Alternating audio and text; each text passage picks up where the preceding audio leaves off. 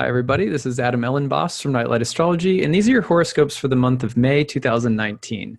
This is the Sun and Rising sign horoscope for Scorpios. The first 10 days of the month are really, really busy for everyone, but everything's centered on Mercury at the very beginning of the month, May 1st to May 3rd.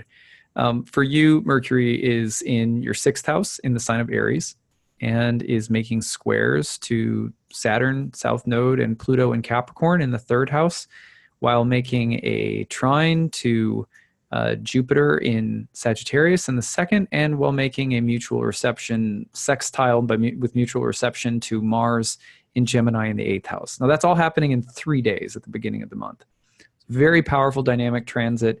Too many signs, planets, and houses to synthesize into some simple interpretation. So I'm going to keep this a little bit more basic and talk about Mercury in the sixth. Mercury in the sixth is traditionally in the house of Mars's joy.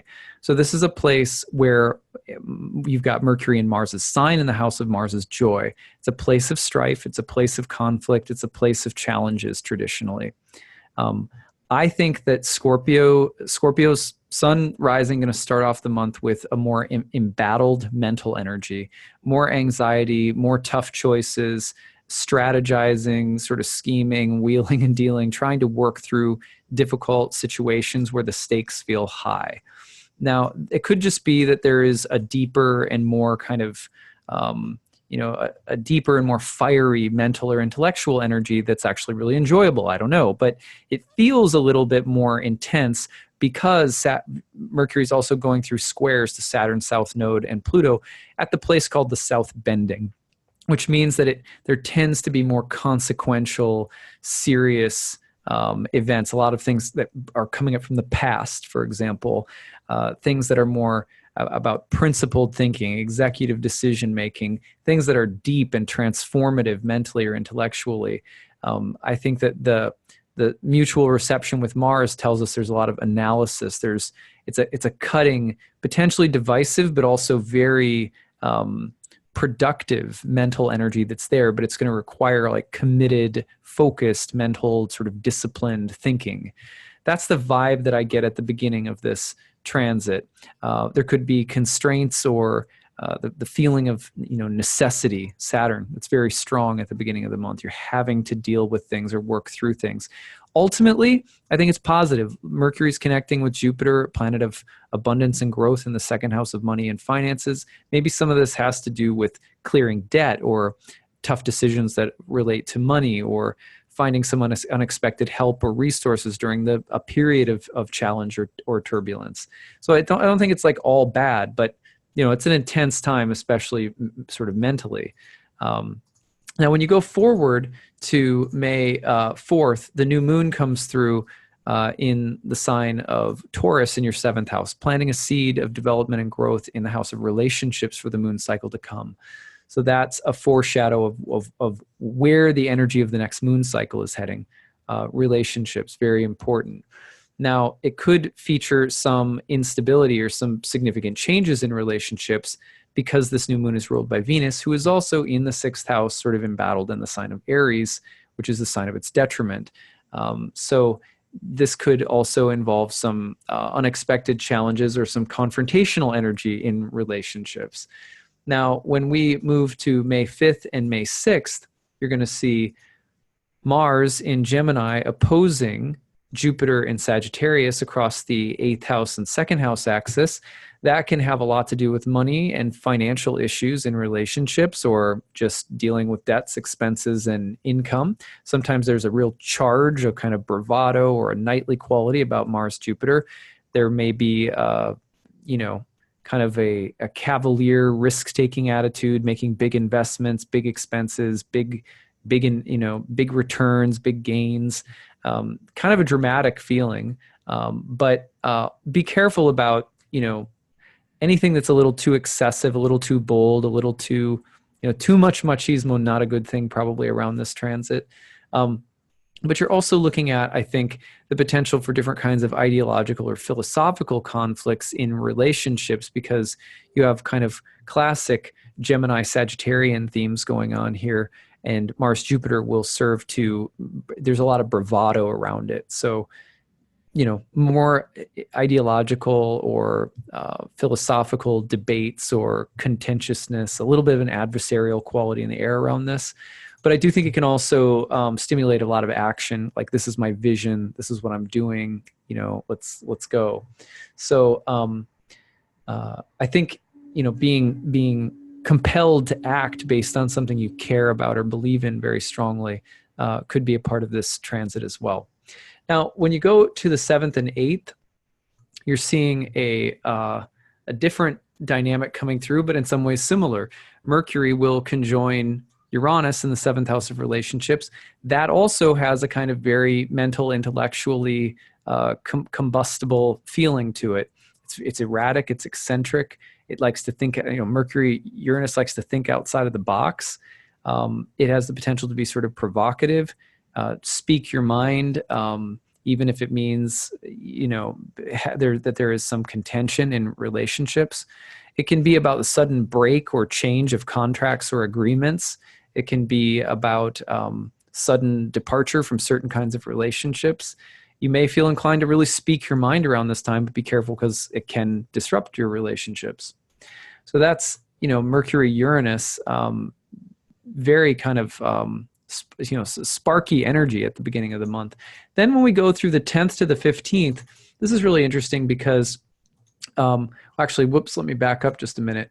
Actually, between the 8th and the 10th, 6th and the 10th, really, Venus in Aries will get in on the same dynamic that Mercury was getting in on. Squares to Saturn's Pluto South Node, trine to Jupiter in Sagittarius, getting toward a sextile with Mars in Gemini. I mean, this is another just a very pretty dynamic moment in the month, and it's just the first 10 days of the month.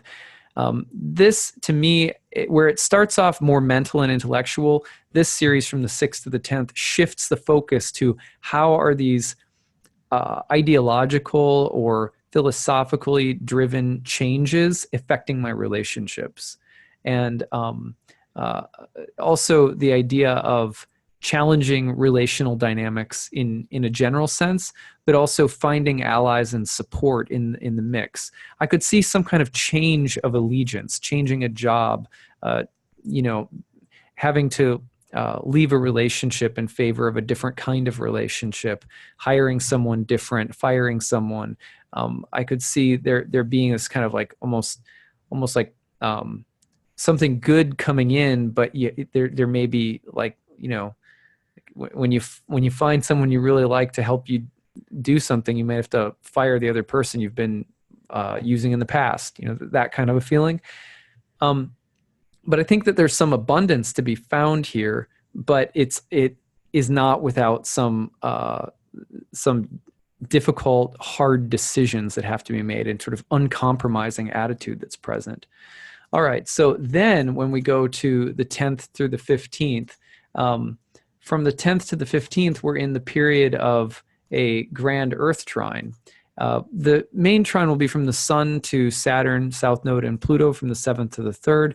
But the Moon on the 14th in Virgo will get in on the mix and make an exact grand Earth trine with Pluto and the Sun. This very dynamic time. And I think this has a lot to do with the Moon kind of triggering the whole thing from the 11th house of friends and allies and benefactors, groups of people. I think that this has something to do with finding different forms of support from friends, colleagues, or groups. So I'm thinking of this in terms of collaboration in order to get things done. I think it's a very productive time. When you see so much Earth at once, you think solid, tangible actions and results, practical, real, solid, But then, 7, 3, and 11, that house combination typically has a lot to do with who we are joined with in both how we're marrying together concerns in our immediate environment, in our intimate relationships with our long-term dreams and goals. So I see this as a really kind of productive, collaborative period where everything's kind of coming together to mobilize and move things forward, both domestically with people that you're very close with, but different productive forms of partnering, and also with groups or larger allies, perhaps in your professional field or something like that. So then we're going from that period to the full moon, which is on the 18th, and it's in your home sign. So full moon in your home sign is right at, it's right in your, you're right in your zone. It's a powerful focus on you, your health. Something's culminating for you with Mars, the ruler of the full moon, and its fall in the 9th house at that time. I think this could also represent a moment of philosophical or emotional crisis. Am I living by my true beliefs? Am I living in line with what I really think and believe? Also, the need to confront authority figures, or to stand up for oneself, or to have deeper and more challenging emotional confrontations. That maybe there are some that are needed right now. But with Venus also conjoining Uranus in Taurus in your 7th house of relationships, it is possible that there will be some breaks in relationships, or some really unexpected kind of dynamic events in relationships that you're dealing with at the same time. I think the full moon's going to be a little turbulent for everyone. I think, full moon in a Mars-ruled sign, Venus conjoining Uranus, that has the feeling of, the need to change or transform different kinds of relationships, and to do so suddenly, quickly, with a degree of emotional volatility involved. So that's what I'm kind of looking at for everyone. The good news is that on May 23rd, that difficult Mars in Cancer will square Chiron and Aries in the 6th house.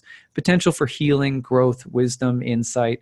Kind of to me, a bit of a healing redemption after the intensity of the full moon.